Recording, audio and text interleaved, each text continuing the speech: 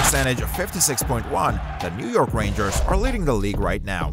Yeah, we're seeing some heat here, and that's the second best 21-game start in franchise history. But what did they do this time to achieve such a good position in the league?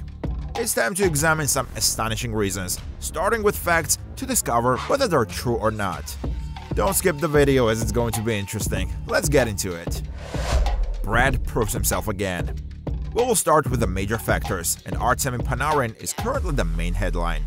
With Mika Zibanejad recovering from a shaky start, the Rangers have relied on every ounce of Brad to get the offense going, and his offensive mindset has been a major help. Instead of seeking backhand saucer passes from outside the hash lines, Panarin is slashing and weaving through traffic to establish a shooting lane or lure defenders to him. One veteran NHL scout noted of Panarin, quote, "He looks like he did his first year here." Panarin finished third in the 2019-2020 Hart Trophy voting. If he keeps doing this, he will earn some votes again. The power play. This season, first-year assistant coach Michael Pekka has thrown in some interesting quirks, such as moving Zibanejad to the bumper spot and Panarin to Zibanejad's one-timer location during Adam Fox's absence. But the Rangers' third-ranked power play of 29.2% efficiency demonstrates how difficult it is to mess up this squad. Chris Kreider, who led the league in power play goals 2 years ago, is currently second. It's impressive that they were able to keep up with Fox for 10 games, going 7 for 26 without their quarterback. Lafreniere.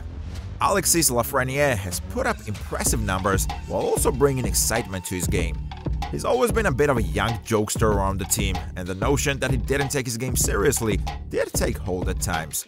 Over the last few years, many people in and around the NHL didn't see Lafreniere doing enough with his amazing skill set. Now, at the age of 22, he's playing the way the Rangers anticipated he would and having a good time doing it. Who wouldn't want to play opposite Panarin? The Rangers have needed laugh, especially with his old kid-line friends out, and he has replied. Kreider. He may never become the complete player that many past Ranger coaches hoped for, but what we are witnessing right now in the National Hockey League is something truly remarkable. A net front player who is over the age of 30 and is getting better with age. The majority of players with Kreider's skill set experience a considerable decline in their performance as they age. Since reaching the age of 30, Kreider has only managed to score the 6th most goals in the National Hockey League. Since the beginning of the 2021-2022 season, he has ended in 2nd place in points per game and 1st place in goals scored while on the bench. There is a real unicorn. The captain. After Wednesday's 3-2 win over the Red Wings, Jacob Trouba received a post-game Broadway hat for a shot block in the slot with Detroit on a 6-on-4 advantage in the final seconds. Last year, Trouba might have gone down to block it, but it went off his trousers and into the net. That was his luck last season, combined with his attempt to do too much every shift. Blocking shots isn't the road to long-term success, but Trouba, who leads the league with 75, is covering up the Rangers' flaws and not attempting to force anything. Erik Gustafsson. Chris Drury's July 1 bargain bin shopping yielded some solid role players, but none better than Gustafsson. He was already having a good start to the season when Fox went down, and the smooth-skating, offensive-minded 31-year-old slid into number 23 skates pretty well. Gustafsson represents Laviolette's get-up-and-down attitude, and his defensive zone performance is better than promised.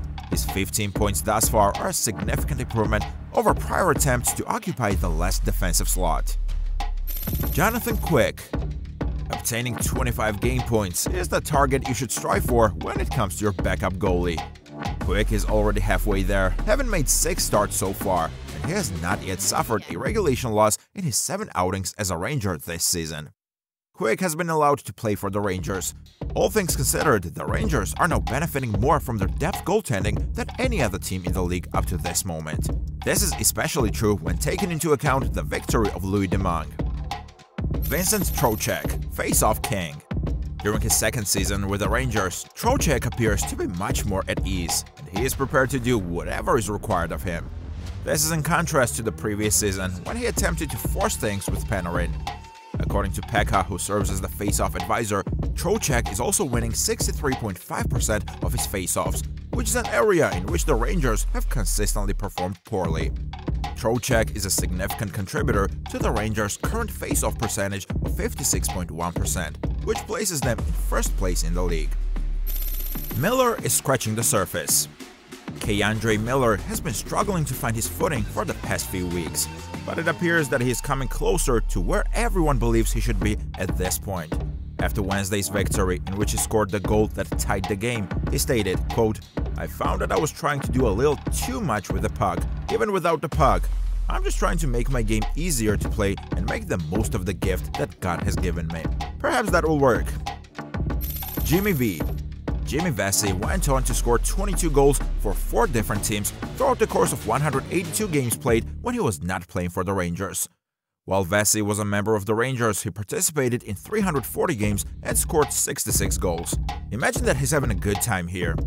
Moreover, for Laviolette, he has evolved into the utility forward who is able to adapt to any situation, much as Barclay Goodrow was for Gerard Gallant.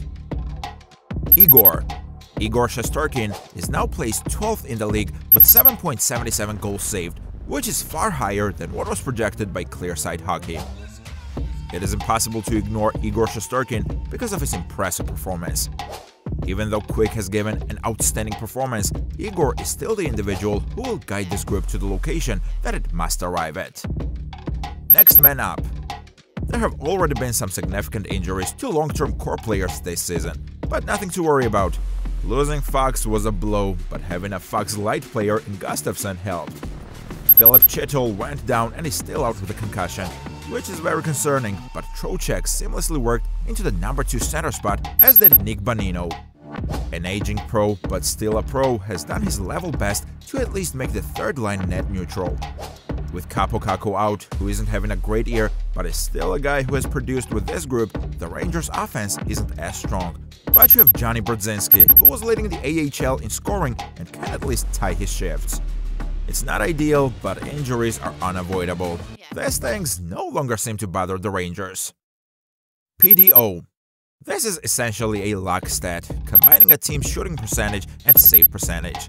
This season, the Rangers rank 3rd in the league in PDO, with the 9th best shooting percentage of 11 and the 3rd best team save percentage of 917. Maybe it's doable with Shesterkin and the rest of the team's top scorers. Perhaps it will regress. So far, however, fortune has been on the Rangers' side.